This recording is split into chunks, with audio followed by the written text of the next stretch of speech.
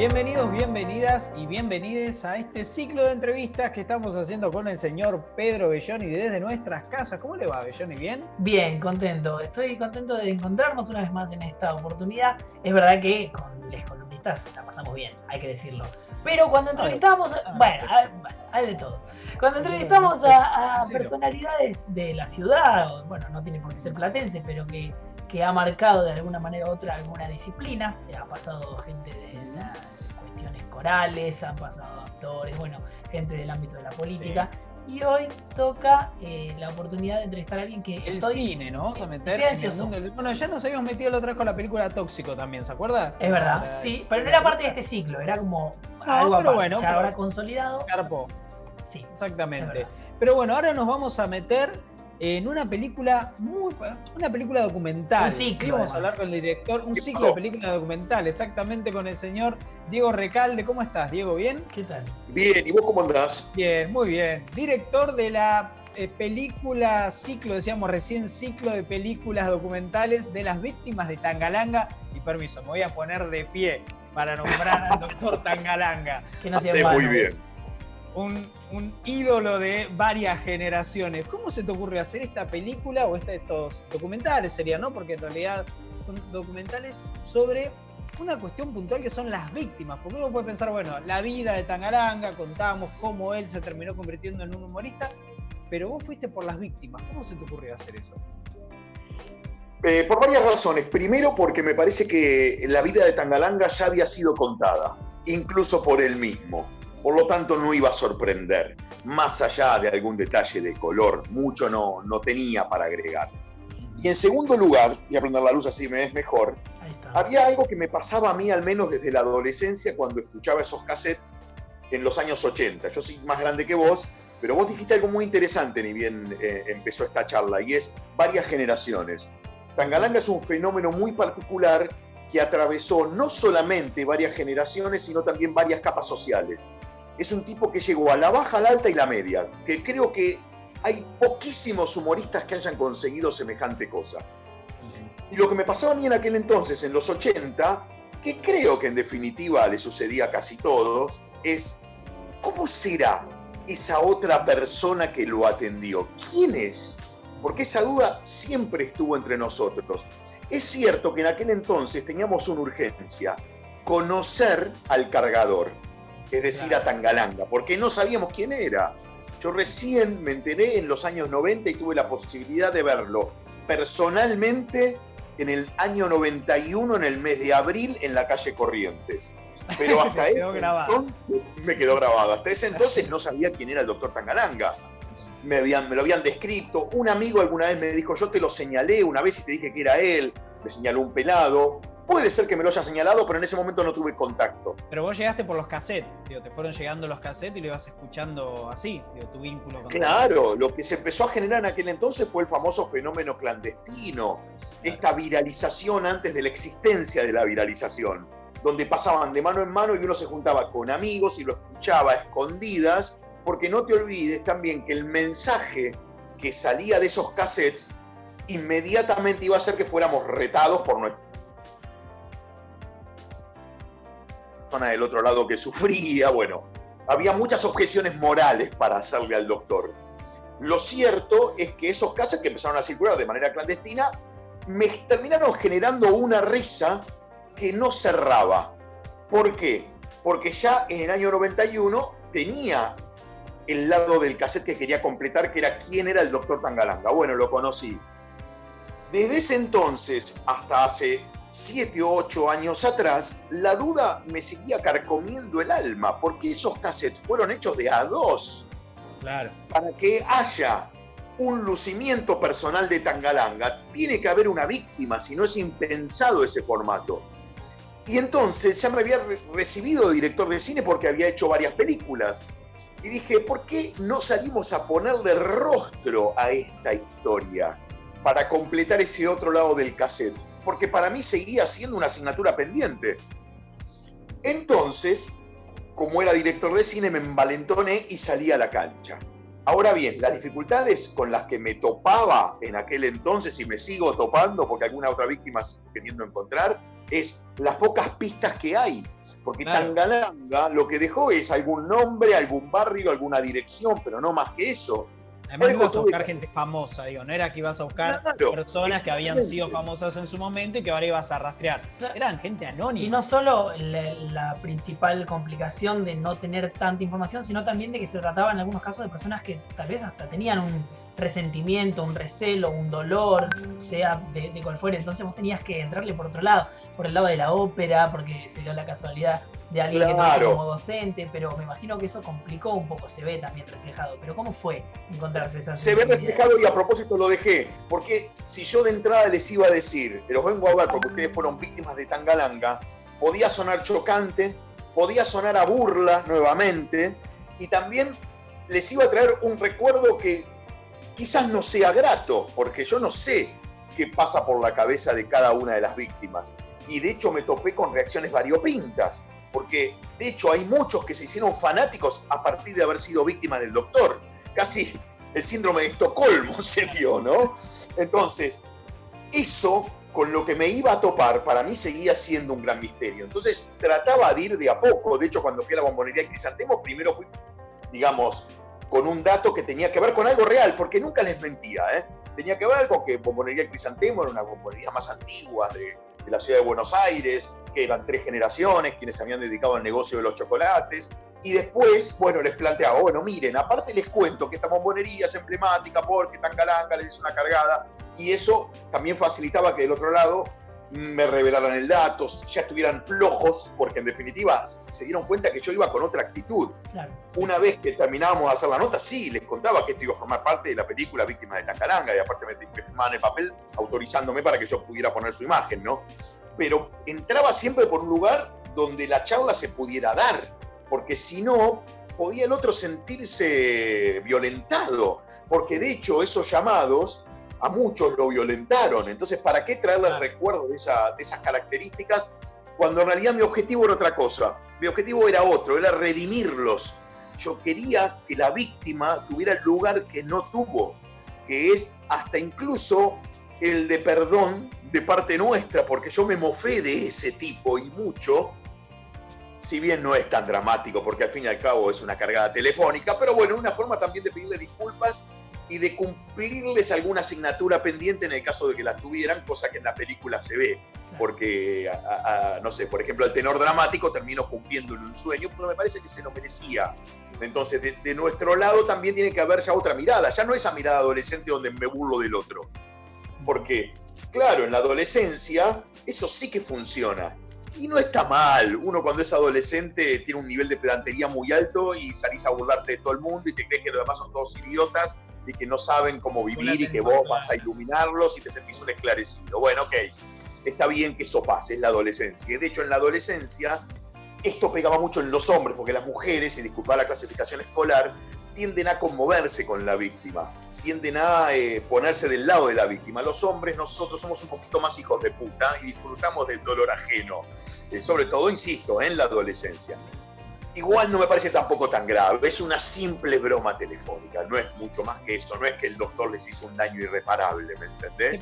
Y lo que generó fueron piezas de colección únicas. ¿Cómo? ¿Te puedes encontrarte con alguien que no supiera que había sido víctima de Tangalanga, o que lo haya tomado como una llamada más, pero que no se hiciera cargo de que fuera víctima de Tangalanga? Me ha pasado, por ejemplo, el del Hotel Bahía, un gallego divino que ya falleció, cuando lo fui a ver, la primera vez el tipo obviamente no recordaba absolutamente nada, y después cuando volví a verlo con el cassette para hacerle escuchar esa cargada que Tangalanga le había hecho, ahí entendió, pero no le pareció que eso tuviera algún tipo de trascendencia. Claro, dijo, me hicieron una cargada telefónica. Claro, un tipo me llamó y sí, pudo haber sido una cargada, en ese momento yo sospeché de algo, pero no más que eso. Claro. Pero para mí, esa charla telefónica había sido grandiosa, hasta me la sabía de memoria. Entonces, claro, yo podía creer que haya pegado tanto esa llamada ridícula que tuvo con el doctor, donde en algún momento él sospecha de que le estaban haciendo una cargada, pero finalmente, como el doctor tenía ese tono de voz de persona adulta, lo que menos pensó es que un hombre grande le estaba haciendo una joda. Porque esa es la ventaja que tenía el doctor. Cuando vos lo escuchabas hablar, era una persona adulta la que te lo estaba haciendo. Ergo, es imposible pensar que un viejo te esté cargando. Eso lo hacen los pendejos, los adolescentes, pero no una persona grande. Bueno, ese detalle, por ejemplo, se me dio con este tipo, que no podía entender el grado de trascendencia que yo le daba a eso, que gracias a mí, porque lo fui a ver, supo que lo habían cargado. ¿Entendés? Claro. Porque ni siquiera estaba al tanto de eso. Hay una persona que también lo negó, que fue de la Rúa, y se puede ver hasta, bueno, vos lo mencionás en otra nota, que él dice: a mí me destituyeron los humoristas, y contás lo de la soja, de que si hubiera estado $500 lo hubiera comprado todo y demás. Pero, ¿cómo ves hoy la relación del humor y la política, donde ya está todo más blanqueado? ¿Se sabe desde qué posición habla quien hace humor, qué comediantes hoy que asumen una postura y a partir de eso hacen humor incluso político? ¿Cómo lo ves todo el escenario actual de esa relación? Yo veo lo de siempre. En líneas generales, el amo quiere ser seguido el amo de una manera ciega. ¿Qué quiero decir? Sin preguntas, que del otro lado haya fanatismo. Y eso me parece que corre riesgo cuando del otro lado tenés un humorista que te satiriza. Y lo vi con De la Rúa, y lo vi con Néstor Kirchner, y también lo vi con Menem, y lo vi con Alfonsín. Siempre le escapan al humor, porque el humor lo que hace es contar eso que de otra forma no se puede decir. Entonces, en líneas generales, los políticos siempre se llevan mal con los humoristas, no quieren saber nada, porque, claro, el humor desacraliza. El humor hace que no te vean como una estatua. Y eso, en definitiva, atenta contra sus propios intereses, porque él necesita que se lo tomen en serio. Ahora bien, a mí me asombra que, bueno, está bien, esto tiene que ver porque tengo 50 años, ¿no? Que haya gente que se tome en serio a un líder o a un político y ponga las manos en el fuego por esa persona que no conocen. Esto de llevar a la política, casi te diría, a un cuadro de fútbol, tiene el riesgo de que vos tenés que hinchar por tu equipo, aun cuando juegue mal.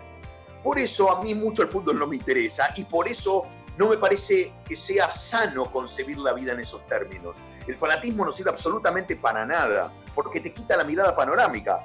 De hecho, yo soy fanático del Doctor, pero hice una película donde incluyo a la víctima y le doy el derecho a réplica. Claro. Si yo fuera solamente fanático del Doctor, iría a ver ese tipo y a burlarme de nuevo de él. Pero justamente puedo separar y ampliar la mirada y entender que del otro lado hay una persona que quizás lo padeció y que tiene derecho a enojarse y tiene derecho a contarte que, bueno, eso mucho no le gusta, o también tiene derecho a fanatizarse con el Doctor si quiere. Pero lo que quiero decir es la mirada panorámica. A mí me parece que la pasión exacerbada justamente te quita esa posibilidad, te quita esa amplitud. Y yo en eso soy un defensor de los humoristas. Creo que todos tenemos derechos a reírnos de todo. Nadie merece el castigo de ser tomado en serio. Pero, insisto, eso no es que pasa ahora, pasó siempre, a lo largo de la historia de la humanidad, hasta me atrevo a aseverar. Por eso el bufón, en el medioevo, corría el riesgo a veces, y se pasaba de rosca, de que le cortaran la cabeza. ¿Entendés? Él tenía la potestad de hacer el chiste, pero un chiste que tenía, digamos, un límite. Más de una determinada línea no podía pasar. La famosa autocensura. Le cortaban la cabeza. Y por eso, si esto lo llevas a la actualidad, fíjate que en muchos programas de humor, cuando había algún sketch que le molestaba al gobierno, inmediatamente esa persona dejaba de satirizar a quien estaba satirizando. Insisto, pasó con todos los gobiernos. Esto no es privativo de uno o de otro. ¿Había algún reparo, no sé, lo voy a maldecir, pero un reparo moral que encontrabas vos en Tangalanga? Yo te pregunto esto porque me acuerdo una llamada que le hace, vos lo vas a tener mucho más fresco que yo, a una chica que era dibujante, creo, y que él le empieza a decir: no, vos hacés unos dibujos que son una porquería, que son una mierda. Y ella dice: sí, ¿sabe qué? Sí, es verdad, yo la verdad que no sé si seguir la carrera. Y él se empieza a emocionar con esa historia y le dice: no, ¿sabés qué, quería? Yo en realidad hago llamadas telefónicas, soy Tangalanga, dibujás muy bien, a mí me llegaron tus dibujos.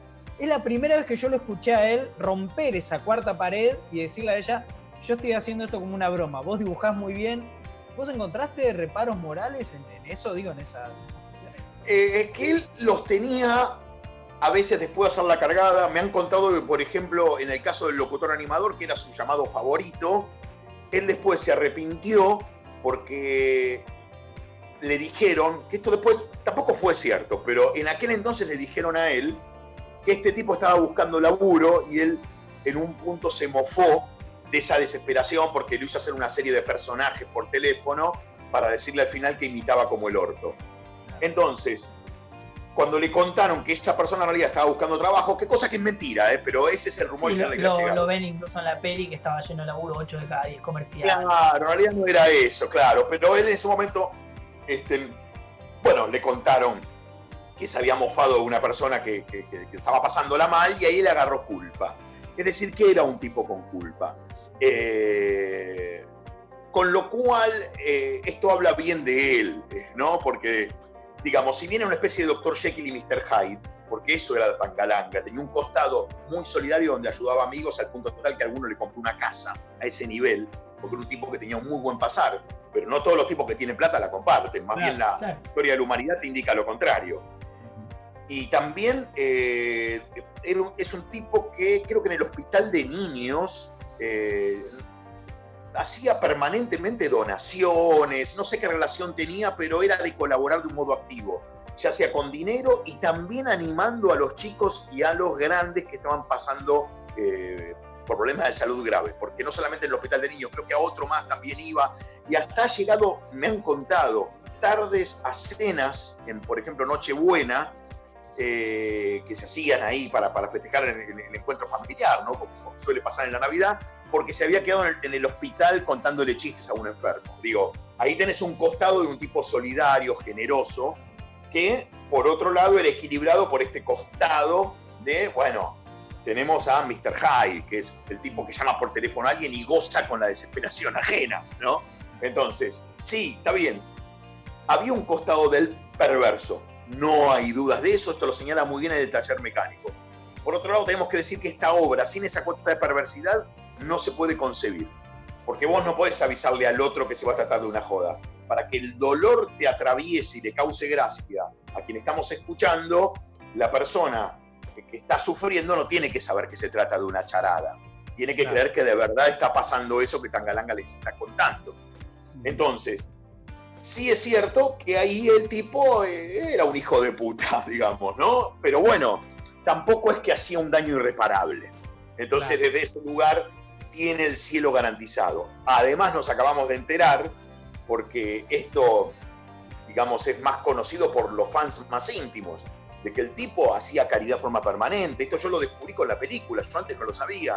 Que además donaba plata al hospital de niños, que además iba y le contaba chistes a los enfermos. Bueno, eso habla ya de que estamos hablando de una persona muy particular que merece ser ponderada, ¿no? Y merece que de nuestra parte no nos quedemos con la figura, es un perverso porque se burla de alguien que está sufriendo.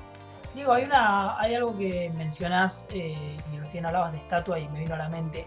¿Por qué crees que no tiene el mismo peso el reconocimiento de Tangalanga que humoristas de la misma época, incluso como Olmedo, Porcel, incluso materializándolo en una estatua, en un reconocimiento físico? No sé en qué etapa está ese reclamo o ese pedido, mejor dicho, pero ¿por qué crees vos? Se estaría haciendo. Te hablo en potencial, se estaría haciendo. Estamos con el coronavirus hoy por hoy. Sí. Igual tu pregunta es inteligente. Mirá, yo creo, porque digamos es una apreciación absolutamente personal, me parece que en líneas generales Tangalanga fue reducido a algo que es mucho más. Se lo convirtió en un puteador. Y Tangalanga es mucho más que eso. Y me voy a explayar al respecto. Primero, Tangalanga arrancó en el año 1959. Es decir, que cuando él empezó a hacer estas cargadas telefónicas, ni siquiera existía el cassette, lo hacían grabadores a cinta abierta. Ergo, si nosotros entendemos que la cargada telefónica es una suerte de cámara oculta, Tangalanga inventó la cámara oculta. Con todo lo bueno y malo que eso tiene, porque Estados Unidos arrancó con la cámara oculta en el 60 y él acá empezó en 1959. Listo, ya es un punto muy importante a favor, porque tiene cosas buenas la cámara oculta, tiene la reacción genuina, tiene cosas que después de otra forma es muy difícil de obtener del otro. Segunda cosa, Tangalanga hizo algo que para mí es alucinante y es reconciliar el lenguaje del bárbaro con el del civilizado. ¿Qué quiero decir? Sobre todo al principio y en los años 80, no después, pero no en la época en vivo, ¿no? Pero en esos años él utilizaba la mala palabra como una palabra más. Y eso para mí tiene un gran mérito desde lo conceptual. ¿Qué quiero decir? Él creía que la mala palabra podía convivir con la buena palabra y que de esa forma hasta ponía en duda de por qué existen las malas palabras. ¿Qué es esto de una mala palabra? Que uno esto lo puede advertir muchos años después en el discurso que dio Fontana Rosa en el Congreso de la Lengua. Pero ya antes Tangalanga lo estaba poniendo en duda y empezaba a demostrar que las malas palabras podían ser una palabra más de acuerdo a cómo uno las combinara. Entonces él agarraba y te ponía la palabra vaos con cachufleta. Y de esa forma vaos, que tiene una elegancia superlativa, pasaba a imponerle a cachufleta algo de esa elegancia y las dos convivían en el mismo párrafo, llevándose bien. Con lo cual logró reconciliar el lenguaje del bárbaro con el del civilizado, diciendo, no, pará, si pueden estar juntas. Por eso también Tangalanga pega tanto en la clase baja, alta y media, porque logró que cada uno pudiera encontrar ahí puntos de identificación. Y eso lo consigue cuando utiliza palabras que pertenecen al ámbito grosero o uno en la clasificación escolar las puede asociar a la gente sin educación, a la gente que no fue escolarizada, a la gente pobre. Bueno, ok. Él te dice, para. Esas palabras pueden estar dentro de un marco académico o digo, si querés, una forma cortés en la que habitualmente uno trata de relacionarse con el otro, y perfectamente pueden decirse y sirven incluso para expresar sentimientos. Y eso un poco después lo rescata Fontana Rosa. Y esto no es muy tomado en cuenta. Entonces se lo reduce un puteador. Y no es eso. El tipo metió la grosería sin subrayarla, la puso en escena como una palabra más. Y eso es algo grandioso, es hasta revolucionario desde lo conceptual. Por eso yo a él lo vindico tanto. Y además, una tercera cosa que no es menor, es que inventó un idioma. La mayoría de los fanáticos de Tangalanga, que son miles, superan a cualquier cómico local, utilizan frases del doctor para hablar entre sí. Nos legó un idioma y yo no sé cuántos humoristas lograron eso. En alguna nota te he escuchado y te he leído compararlo con Borges, con el tipo de relato que podía hacer él. Me quedé con algo que decías recién como de romper cierta normalidad en la vida de una persona, que te llame Tangalanga, que te llame alguien a romper una normalidad.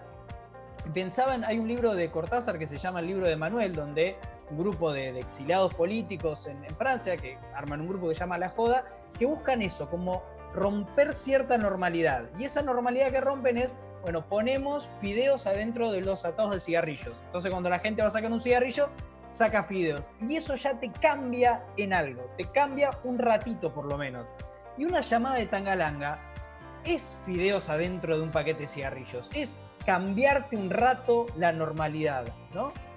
Es hermoso lo que decís, creo que está muy bien y me parece que en definitiva lo que viene a provocar es una ruptura en el pensamiento.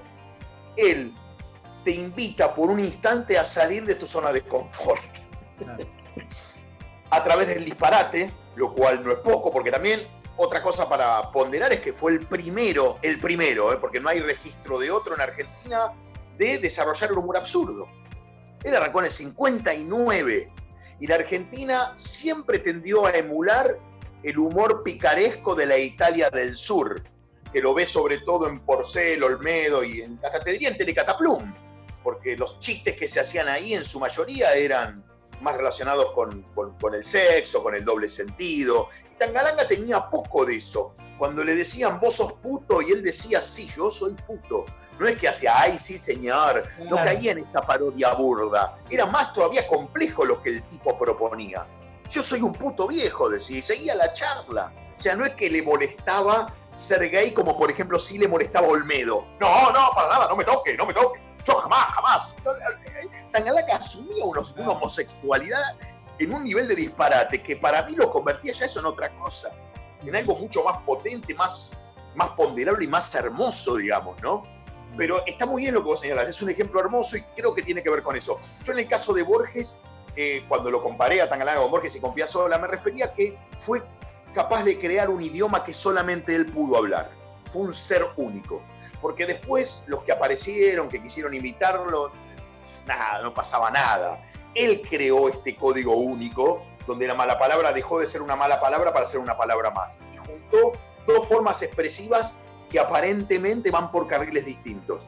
Borges hizo algo muy parecido en otro sentido, claro está, donde a la lógica del idioma español le impuso la lógica del inglés.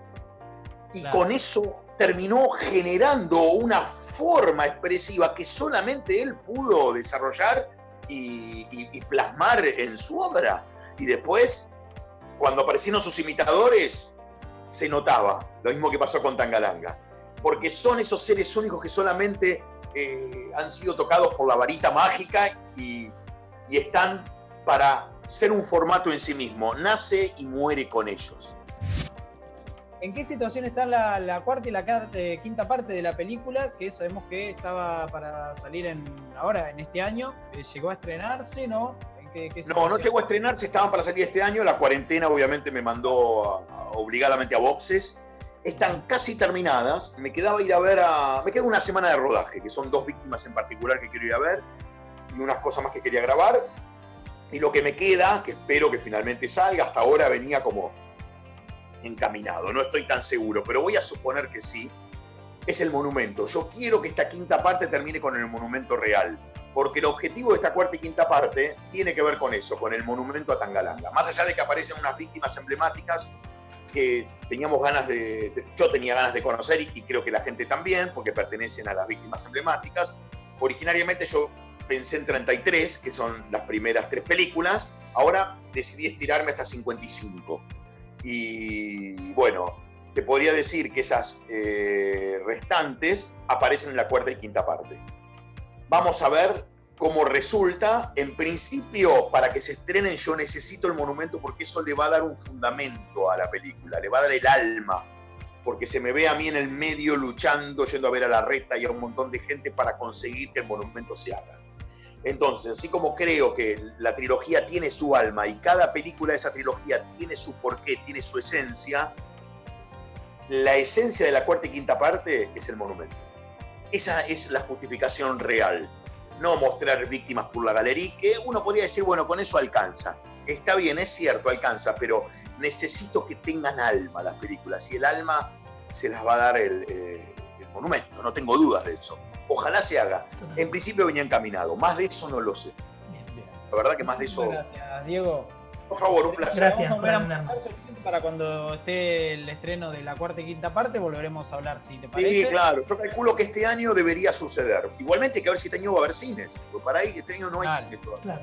Esperemos que estrenar todo. Muchas gracias, Diego. Un abrazo grande. Chicos, tengan mucha suerte.